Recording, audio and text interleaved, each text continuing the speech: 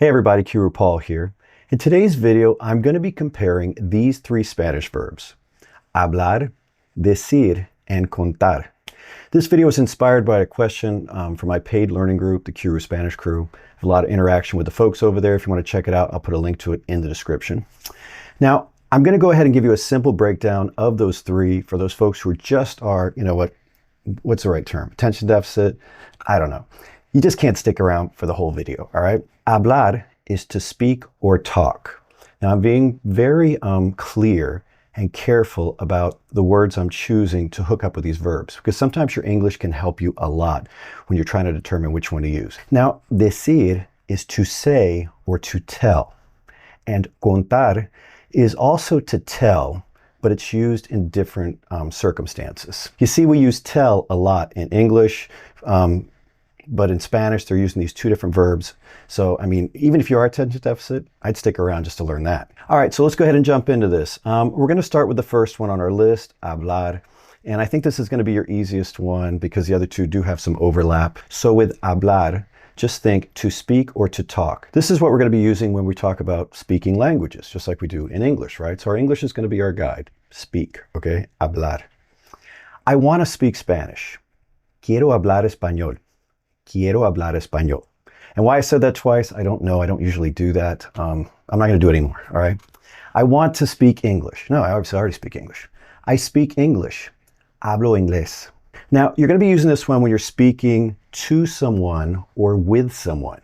But in Spanish, they're just going to be saying with. So in English, we have those options, but in Spanish, it's going to be hablar con. Con means with. Now, I highly recommend that you include prepositions when you learn a verb, especially if you didn't anticipate that particular preposition. So be like, okay, to speak with someone or to someone, hablar con. Now, I do use a lot of grammatical terms in my videos. Do not let these grammatical terms scare you. Con is a preposition, all right? So you learn a verb. That's what we're talking about today, and that's a preposition, con. Some other ones are de, a. I have videos on that, so we won't go down that rabbit hole right now, all right? I want to speak with Maria, or to Maria. It's not going to change our Spanish. Do you want to try one? Go ahead and try one. I usually have coffee, but I ran by McDonald's today. I want to speak with Maria, or to Maria is quiero hablar con Maria. Now, if you're in my Spanish Master course, you shouldn't have had any trouble with that, because, I mean, that's one of those things we can put that together, that sentence, pretty early on. This one's going to be more complex, but I'll give you a stab at it. It's going to use the past tense, the preterite. That's my only hint. Did you speak with or to Juan about what happened yesterday? This is probably not the best one for you to do either, because you got some verbs you can play with on the back end there. Are you ready? ¿Hablaste con Juan sobre lo que pasó ayer? Now, the most important thing there is the beginning, right? We want to remember that con. Hablaste con Juan sobre. Let's talk about. We could have sobre, or we could have said de, or acerca de is another one for about. So that's some options there. The loque is not going to change. Some of your other options could be, I used pasar, which is a great one to say that something happened. It would literally means to pass. Super easy to use, super easy to say. You might have had sucedió or ocurrió. I mean, dealer's choice, but pasar, that should be in your Spanish toolbox, all right? Okay, we kind of went down like a rabbit hole there. I don't know why we did so much on that example. Let's go ahead and move on to the next verb, decir. This is a mega verb in Spanish, should definitely be in your Spanish toolbox. There can be some complexities in it. The subjunctive may be appearing today. Well, it will be appearing today. We'll talk about that when we get to it. Some people like the subjunctive. There's more grammatical terms, Paul. I've got you covered. All right. Now, this means to say or to tell. But when we talk about to tell, there is definitely some overlap with contar for to tell. We're going to clear that up. All right. Let's go ahead and start with using decir as in to say. And I would say that I use this most in the past tense, like said, okay, definitely. So if you've been playing with the preterite, you shouldn't have any trouble with these. I'm just going to go through them, okay? I'm not going to do the back and forth right now. We might do it again. Let's see. Maria said that she went to the beach. María dijo que fue a la playa. See how that works? Piece of cake, right?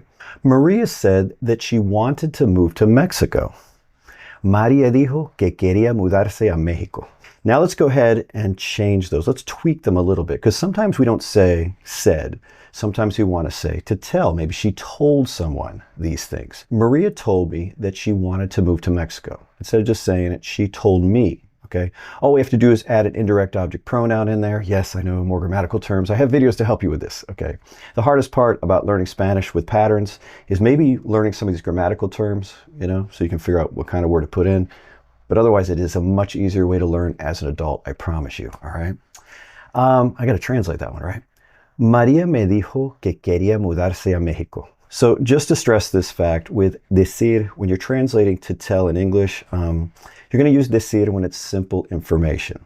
And that's where it's going to differ from contar. And I'm going to get into that in just a minute. But first, I'm going to talk about the sponsor of this video, Lingopie. Now, I've been recommending Lingopie for a very long time, and I don't recommend very many products and services, but this is one that I really believe in. It can really boost your Spanish. They have a great service that allows you to stream Spanish language programming and then learn from it along the way. So it's not just like comprehensible input where you're just listening and you're like, I wonder what that was about. No, it's not like that at all. Think of Lingopie as an interactive way to take in content. You can choose from their extensive library of different programs. I really enjoy this police series from Spain. I've mentioned it in some other videos. I think it's fantastic. And as it plays, you can see the text here on the side. You can choose not to see it, but I really think it's best here on the side. And the reason is you can glance at it if you miss something to see it. And here's the interactive part, okay? If you don't know a word, you can click on it and it will tell you what it means. And the cool thing is it automatically adds that word to your flashcard list inside Lingopie so you can practice it later. If you want to practice your pronunciation, you can do that too. No te preocupes. Now, if you happen to be studying another language other than Spanish, you may find it in here and there's no extra cost. So if you get it for Spanish and you want to work on your French or something like that with the programming, you can do that. Now, you can try Lingopie for free for 7 days. You'll find a link to it in the description section of this video and pasted at the top of the comments. All right, let's get back to our lesson. We've been using decir for to tell someone, right?